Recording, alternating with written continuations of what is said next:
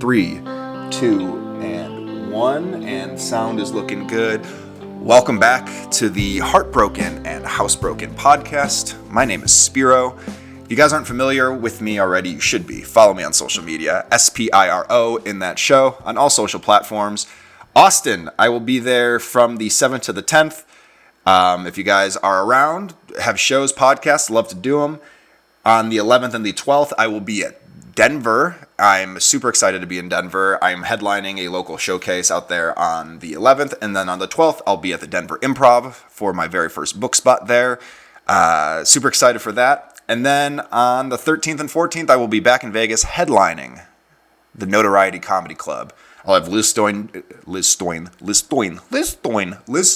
joining me on the 14th. So if you are also a fan of her, definitely check it out. But I'll be there on the 13th and 14th. And then I have my Smoke and Fire show on the 18th. It's a new show. We're building it. The first two shows have been so much fun. If you guys want free tickets to it, DM me, leave a comment. I would love to have you guys just experience this new local professional showcase we got going in Vegas. I hope everyone had a good week. I had a good week. It was Thanksgiving week, so I ate a lot. I'm still feeling the effects because I ate a lot of sugar, which is fine because I don't eat a lot of sugar normally, but man, I went ham. No ham, but I went ham. Sweet potatoes, cherry pie. Liz made 8 cheesecakes, and that's probably not even the right number. It's probably higher. She made like a bunch of mini ones and a full gigantic one.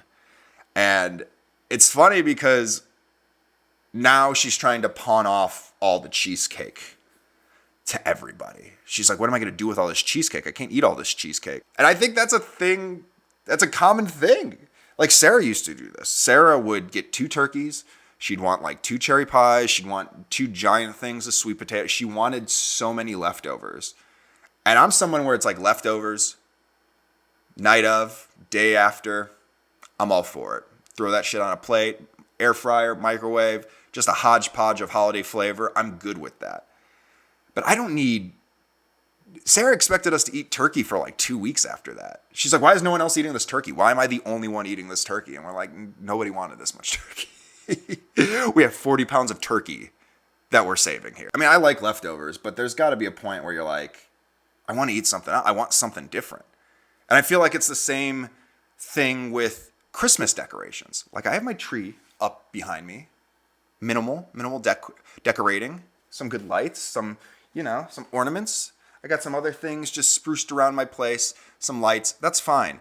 I feel like people go overboard with the holiday. I feel like Halloween makes sense. It's a holiday where you can dress up, you can be somebody different, you can get wacky, there's party, like there's so many things. It's like a very social holiday, right? Kids are running on the street getting candy. Like it's just a holiday where it's supposed to be campy. You're supposed to have giant things, haunted houses and skeletons and crazy decor all over your house. That's acceptable on Halloween.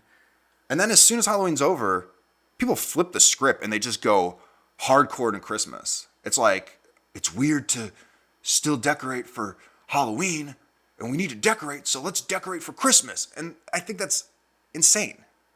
I don't like it. And I don't like when people have the equivalent of a haunted house for Christmas. If you're Halloween and you got all these things out there, cool. House is cool. Kids appreciate it. Whatever. It's part of the spirit. Christmas, on the other hand, if you have 2 inflatable Santas, a reindeer, Rudolph, Frosty the Snowman, Jesus, Virgin Mary, and then just like minions with Santa hats on. If you have that all, and then just lights where you can see your house from outer space. If you have all of that for Christmas, especially the day after Halloween, I fucking hate you. I don't know. I think a lot of people hate you. I think you know that too. I think those people will be like, you know what? We are so obnoxious. And it's great. Everyone...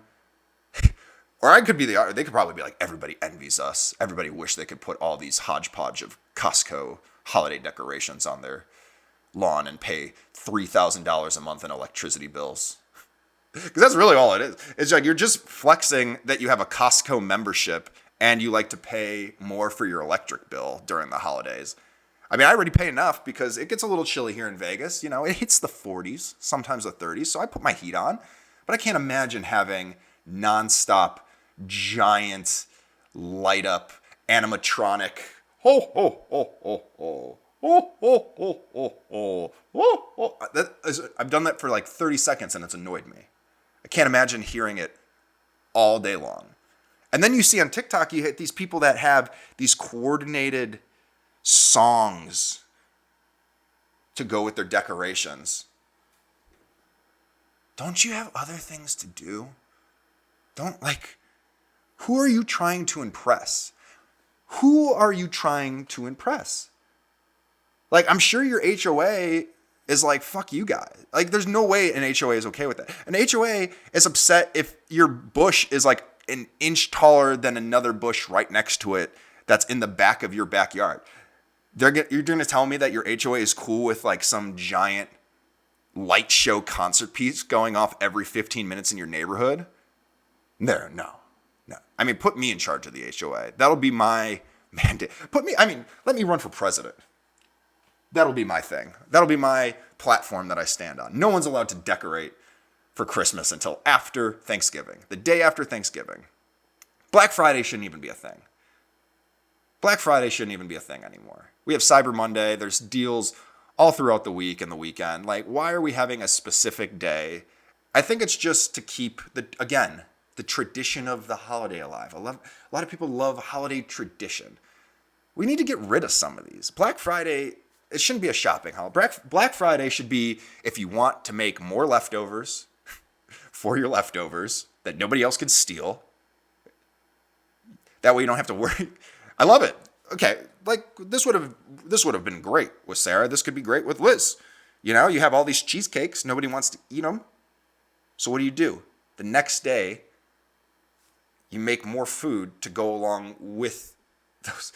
This might be a terrible idea because you might just end up with more leftovers. But I think that should be like a second Thanksgiving where you don't have to worry about pretending what everybody like. You just make what you like.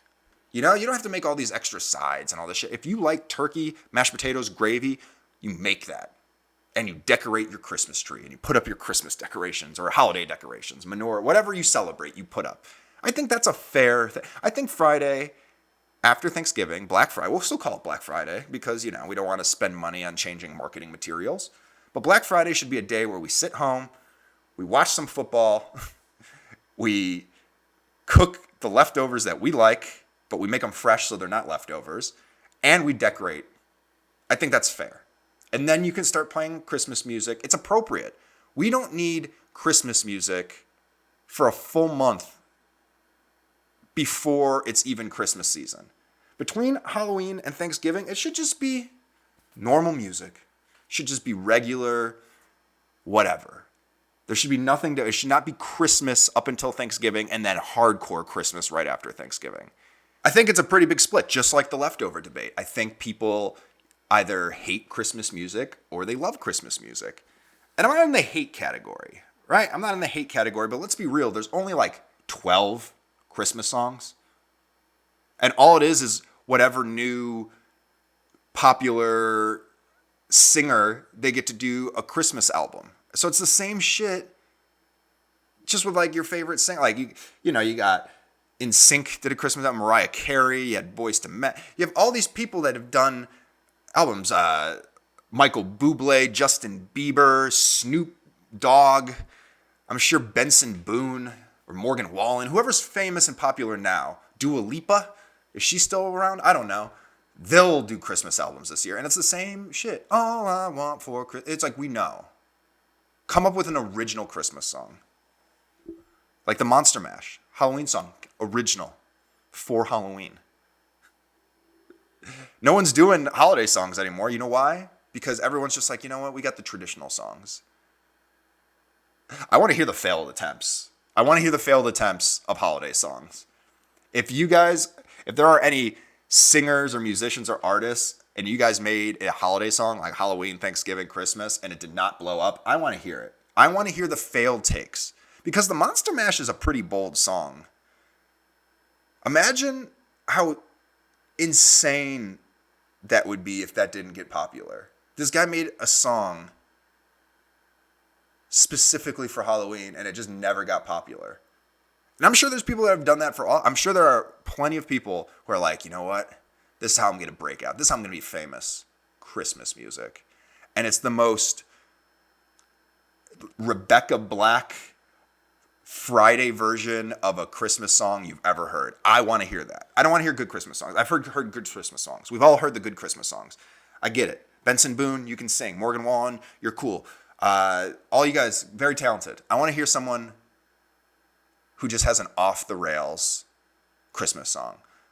Right? Like, I opened my gift and I got socks again. This sucks. Like something, I know I can't do it, but I mean, hey, take it. Morgan Wallen, if you're listening, which you're probably not, take that song. Make it about opening up socks on Christmas. The disappointment of socks on Christmas.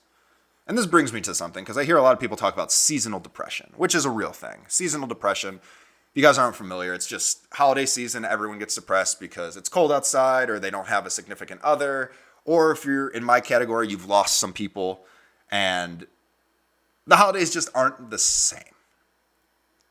When I tell you this is one of the best Thanksgiving weeks I've had in a long time, I mean it. I mean it. Like, I cooked all week. Liz and I had a great time cooking all week. We went to see the UNLV football game. We watched them beat the crap out of Reno. Everything good that could happen this week happened.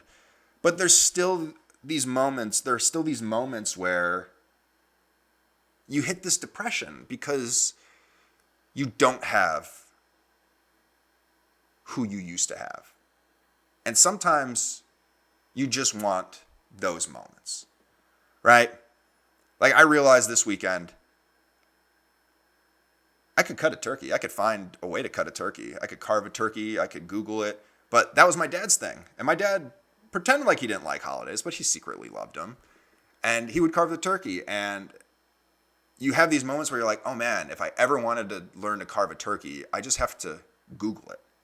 I can't ask him how he did it. I can't have him show me. I can't have that experience.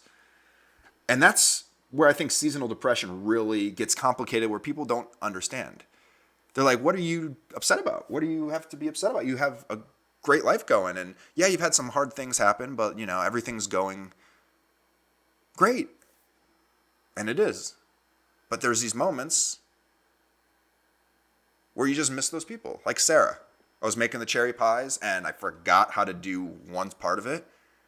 And I had to like dig through old recipes to try to find it. Or old text messages. I couldn't just be like, hey, how do we do this? Or how did we do this last year? Those moments are what makes seasonal depression difficult and hard. And if you know someone who's gone through loss, or if you know someone who's dealing with something right now, just be there for them. Because I can tell you from my experience, all I need sometimes is just to be validated that I'm okay and everything's fine. Yeah, I had some shitty things happen to me. I lost my wife from cancer. I lost my dad shortly after that. Holidays are hard. But you know what? I have a good group of people around me. Everything's going the way that it's supposed to be. And I just need to know that I'm loved. And I'm sure there's a lot of people out there that just feel the same way. We don't need sympathy. We don't need you to tell us that, you know, they're in a better place, or we're so strong, or, you know, I know it's hard, but think of the fun times. That doesn't help. Just letting us know, like, hey, you're kicking ass. They're proud of you. It's hard. I'm sure you miss them. But you know what? You're doing fucking great. Sometimes we just need that validation. So if you guys have somebody going through it this year, or if you're going through it, you're doing fucking great. Keep going. Because next year, hopefully we won't be as depressed, because we'll have more turkey leftovers and less Christmas music after Halloween. Vote for Spiro 2025 for Holiday Commissioner of the United States. And that's going to do it for today's episode of Heartbroken and Housebroken. Thank you so much for tuning in. Again, if you're not subscribed, please drop me a subscribe. Leave some comments if you guys have any questions for me. I'm happy to answer them in the next podcast. With that being said, I hope I see you guys in Austin, Denver, and Las Vegas, and stay safe out there. I'll see you all next week.